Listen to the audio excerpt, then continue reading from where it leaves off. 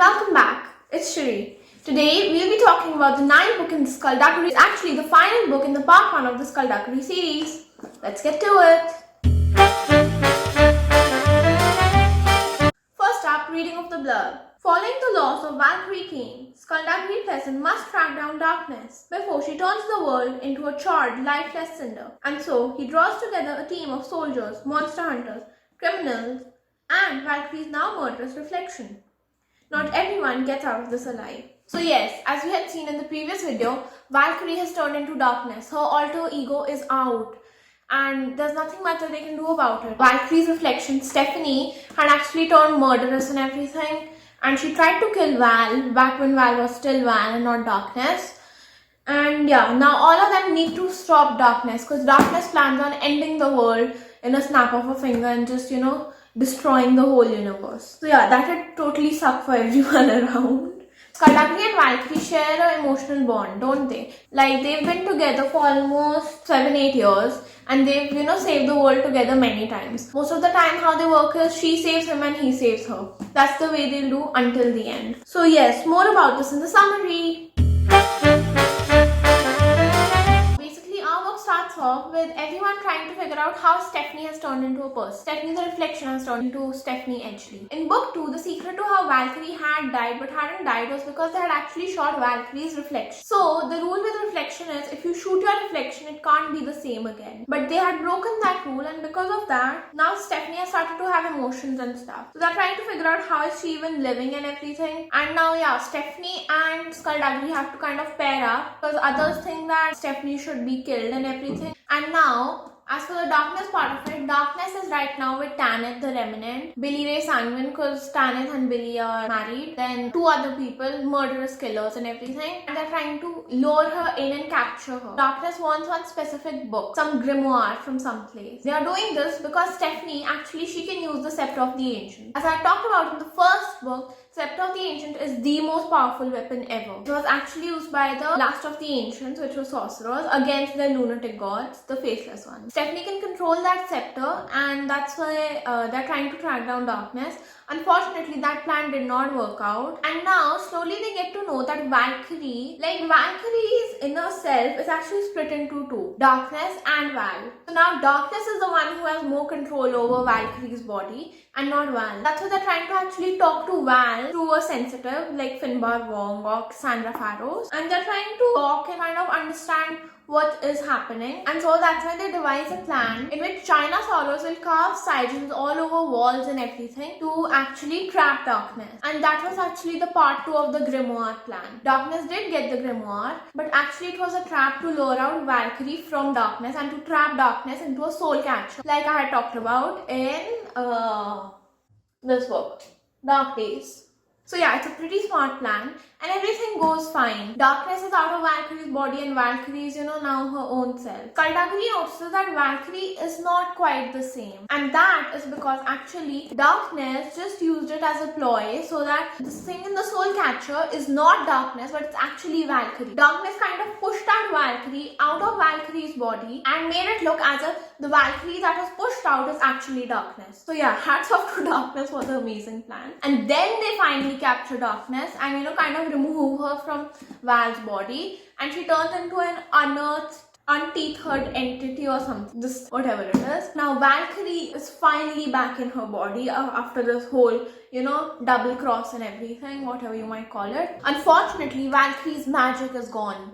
Darkness took away Valkyrie's magic with her. That means that Valkyrie cannot control the shadows using necromancy, or she can't even push at the air or ignite fireballs or anything. So that really sucks. Stephanie, which is Valkyrie's reflection, is actually still around. So now Valkyrie and Stephanie are trying to figure out what to do about this whole thing, and they don't fight anymore. They kind of made peace. They'll figure out a schedule in which one of them can kind of be with the parents and whatnot. Turns out that Dark can actually inhabit people like remnants can inhabit hosts. So she can inhabit everyone like that.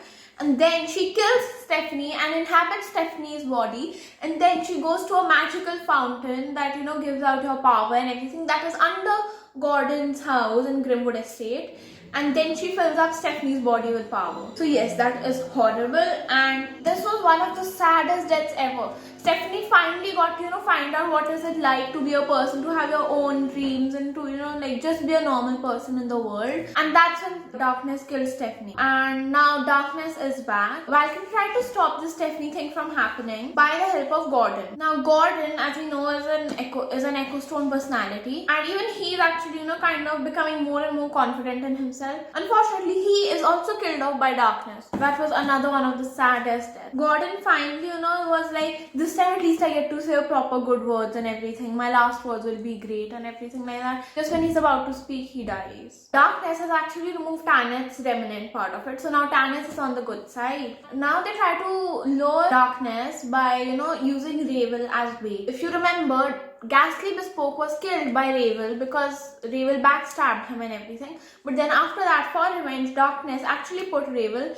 into a 23 hours of torture prison, and it did not work out. Also, the scepter, after Stephanie has died, the scepter is actually bonded to Alice, which is Valkyrie's younger sister. Darkness has released remnants. Now, these remnants have possessed all sorts of nutcase killers and some of the good side also. So now, people are after Alice and they want to kill Alice so that they get to control the scepter, so that no such threat is posed to Darkness. Alice should not be involved in any of this. She's hardly like 7-8 months old. While trying to rescue Alice, Valkyrie, her mother and father, because now they also know about the magical world. Now Valkyrie realizes that she has a new power. She can actually, shoot out lightning from her fingertips. Like there's a picture of Val on the cover over here. So yeah, this is Valkyrie shooting lightning. And now that's her new power. She rescues Alice. Unfortunately, later she kills Alice, but revives her with some magical thing called a sunburst. And this killing Alice part has thrown Val into horrible guilt, crushed her soul from within. That's why, like, after this whole book is over, Valkyrie goes into PTSD for a very, very long time because she felt horrible to kill her sister.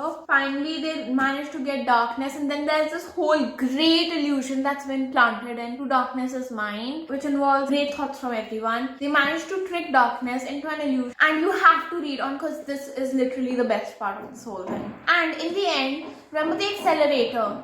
So it is going to actually blow up and kill every mage. To stop the accelerator, someone has to be willingly sacrificed. Skulduggery planned on sacrificing himself to stop this accelerator because even Darkness is gone. And now Valkyrie doesn't want Skulduggery to go. After all, they've been through a lot and she doesn't want that. But the thing was, now Skulduggery finds the cleverest loophole ever. Meanwhile, there's another thing that's going on, which is actually Valkyrie about 5-6 years into the future. She's actually been staying away from everyone. She's, cut herself off from all the magical world. And then two people come to track her down. And then there's this battle between them. Now, Valkyrie has to be recruited back into the magical world by Skulduggery. And that is the next part of the whole Skulduggery Pleasant series.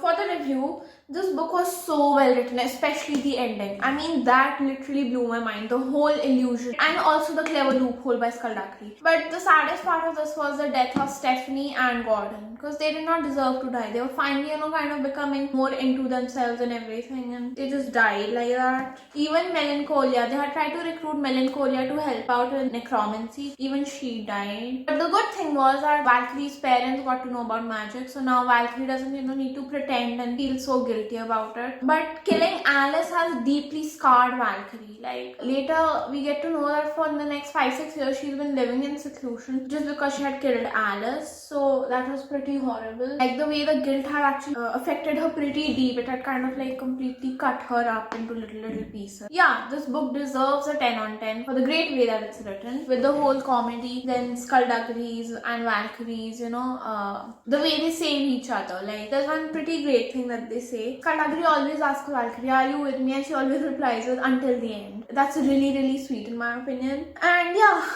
that's it for the review. Thanks so much for sticking around to see the Skulduggery series. And I'll see you in the next one. Bye!